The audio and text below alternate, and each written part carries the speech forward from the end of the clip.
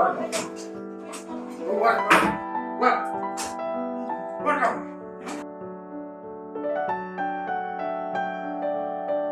pengusiran ibu mertua yang dilakukan oknum anggota TNI AU tengah menjadi perhatian publik. Bahkan video pengusiran tersebut viral di media sosial setelah diunggah akun Instagram Hillary Brigita Lasut, anggota Komisi 3 DPR RI. Ternyata video tersebut sengaja dikirim ke Hillary lantaran sang istri sudah tak tahan dengan perlakuan sang suami. Hillary menyebut, peristiwa itu bermula pada Senin, tanggal 29 November tahun 2021, saat ibu istri Koptu Mesman datang ke rumah keduanya. Sang istri mengaku, jika dirinya dan suaminya sering cekcok selama menikah.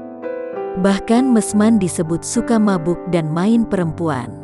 Dikutip dari Tribun Tanda Hubung Timur.com, ibu sang istri yang mengetahui hal itu mencoba menasehati keduanya, namun Mesman tak terima. Kemudian pada Selasa tepatnya pukul 4 waktu Indonesia Barat, Koptu Mesman membangunkan istri dan mertuanya. Saat itulah Koptu Mesman memaki dan mengusir mertuanya dari rumah dinas.